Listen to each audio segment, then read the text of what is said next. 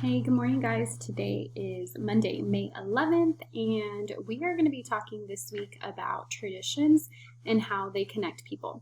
So take a look at the picture that you see on your screen, and let's talk about how traditions connect people. The man in the photograph is performing a traditional dance in his culture's traditional dress. So you can see he is wearing his culture's traditional dress. You and I may not have the same culture as that gentleman in the photograph, so we may not dress the same. Traditions are a way for people to honor their ancestors or remember the deeds and practices of generations. So think about this in your family. How do you guys celebrate different traditions? Stories, music, and dance are all part of a person's cultural tradition and history. Cultures preserve their traditions by teaching them to the next generation. Keeping cultural traditions alive helps to connect the past to the present.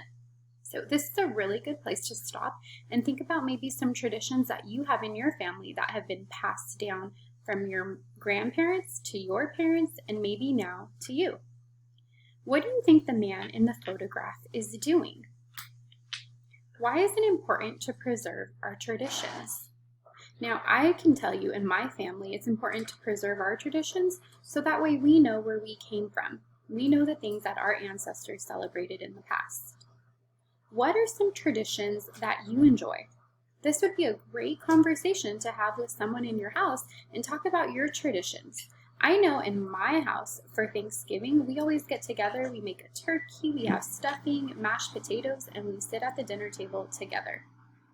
Say hey, Mariah, because you're in the video. All right, guys, let's get into our vocabulary for this week. All right, guys, our first word this morning is ancestors. Say it with me. Ancestors. Ancestors are people from whom one is descended. My grandmother showed me a picture of my great-grandparents and their ancestors. Who are some of your ancestors? Now, my ancestors would be like my grandma's mother. She would be an ancestor to me.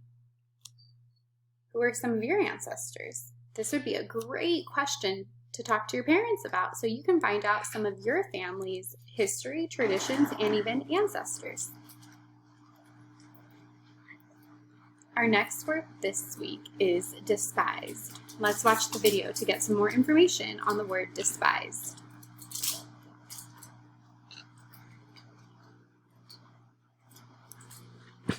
As worthless or scorned. We'll watch it one more time since I didn't have my volume up.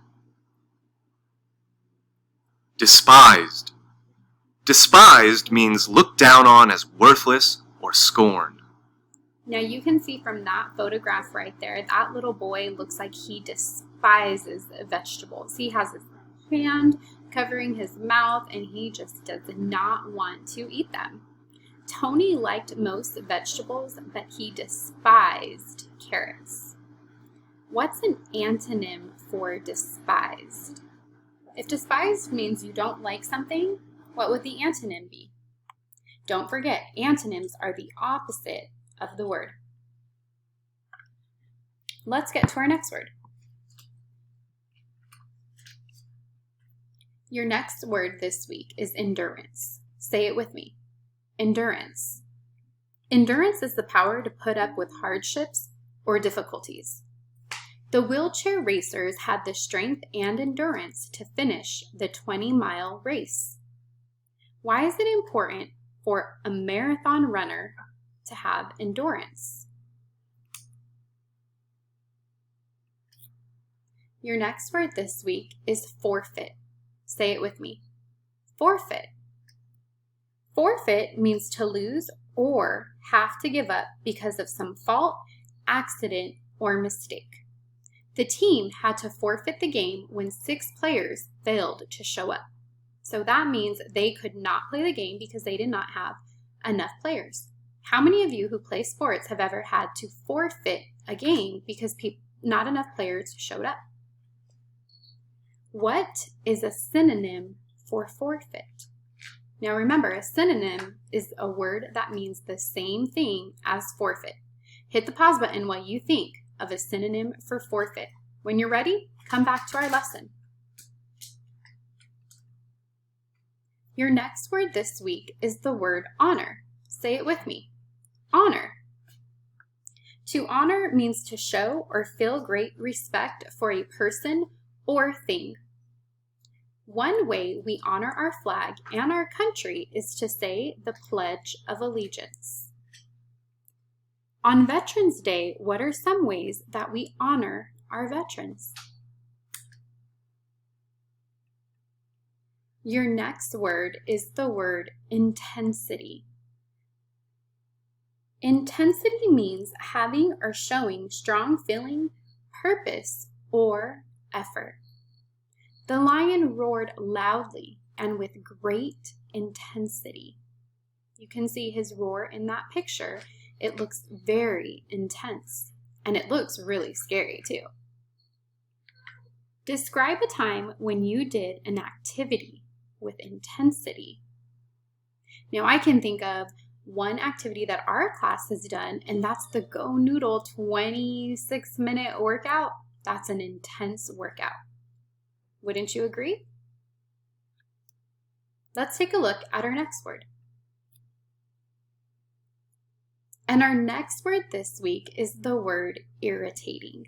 Say it with me. Irritating. Mariah laughed. I wonder why. Let's watch the video for a short example of the word irritating. Irritating. When something is irritating, it can make someone angry or impatient. Sophia found the loud buzzing of the alarm very irritating.